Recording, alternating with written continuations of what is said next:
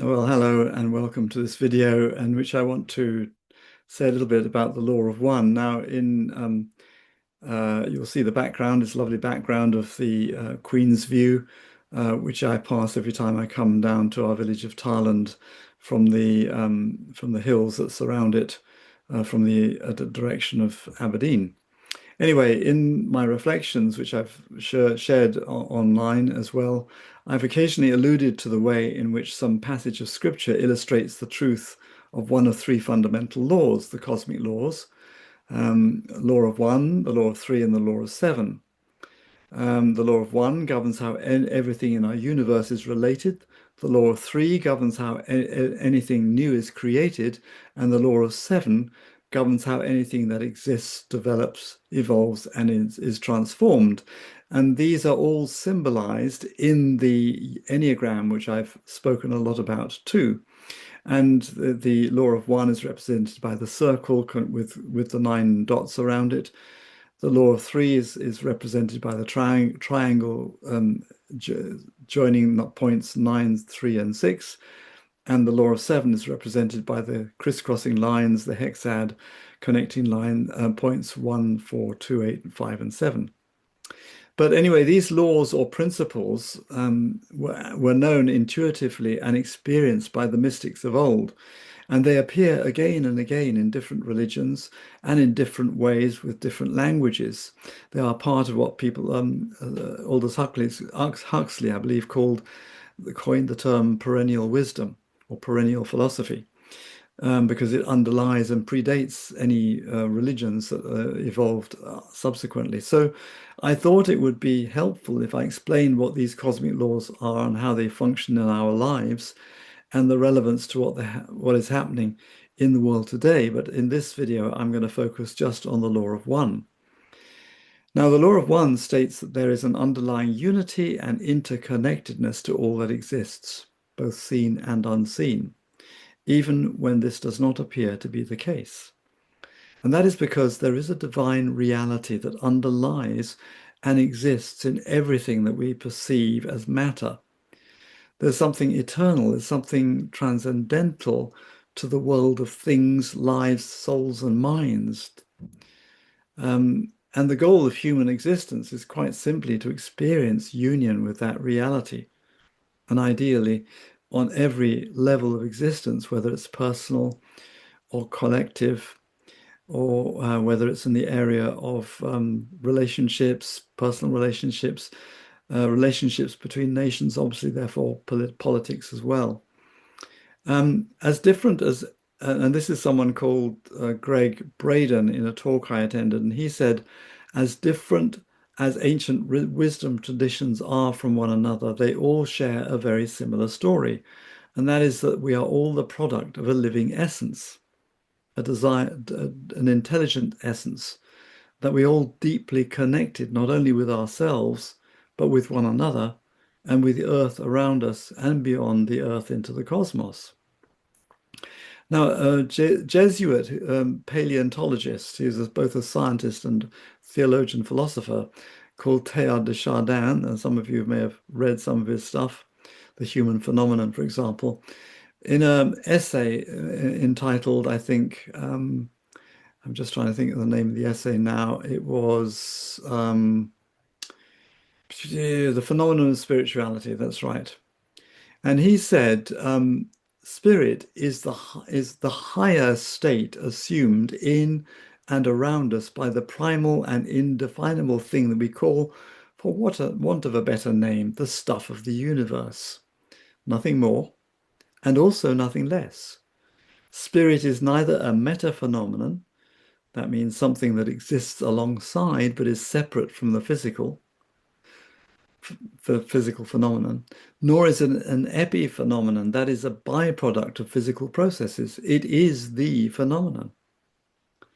Now, he came to that conclusion as a result of profound spiritual experiences he had during the First World War when he was a stretcher bearer. But being a scientific person as well as a theologian philosopher, he wanted to investigate the truth of that experience, the reality, and what it was all about. And so he included experiences like that as part of the data, not just the sort of observable scientific data that he was working with in paleontology, for example. So these days, increasing numbers of scientists are finally coming to the conclusion that what the ancient wisdom traditions knew experientially to be true is actually the case. And scientists like Jude Currivan, or cosmologists, I should say, specifically Jude Currivan in her book Cosmic Hologram. And if you want another very interesting book, it's called Subquantum Consciousness, a Geometry of Consciousness, based upon the work of Carl Pribram, David Bohm, as well as Pierre Teilhard de Chardin by somebody called Shelley Joy.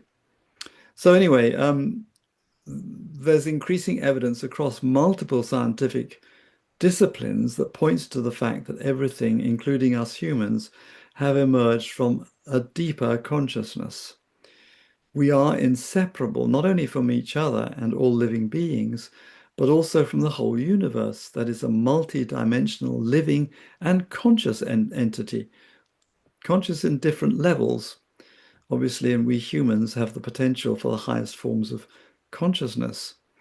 But every atom of life interacts with every other atom, so none of us is truly separate from others, and indeed from anything.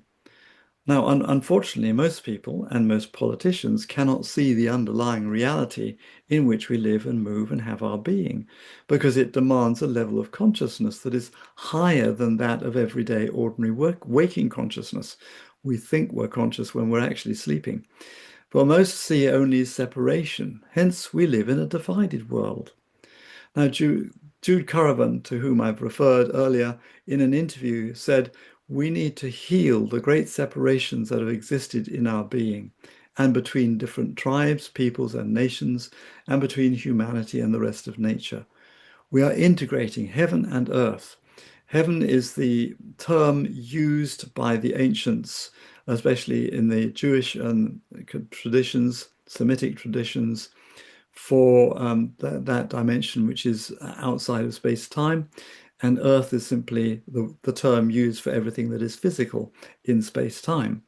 So we are integrating heaven and earth, masculine and feminine, within each of us to birth the divine child. So the same creation process that formed the universe and our planet, with all its incredibly beautiful and diverse life forms, is also the process that brought each of us individually into being. We are all made of stardust, starting with the undifferentiated cells full of potential, a body with unique features grew in a wee womb, and a person with unique potential for being a creative force in life was born. So becoming whole is a process of integration, and it will take us on a journey during which, like Odysseus in Homer's Odyssey, if you've ever read it, we have to overcome various challenges before coming home to our true self, represented in the story by his true home and all of the other places he visited where he had to overcome certain challenges before being able to move on. So we have to learn to live from that center, a center that is simply resting in open awareness. How do we do that? Well, that's the whole point of meditation practices, whether it's mindfulness, vipassana, or centering prayer from the Christian traditions, and the practice not only during times of meditation, but also when we are just walking around in everyday life, of learning to observe ourselves, learning to be aware of what's going on and not actually identifying what's going on not identifying with our reactions, our personalities, the mental things that are going on in our mind.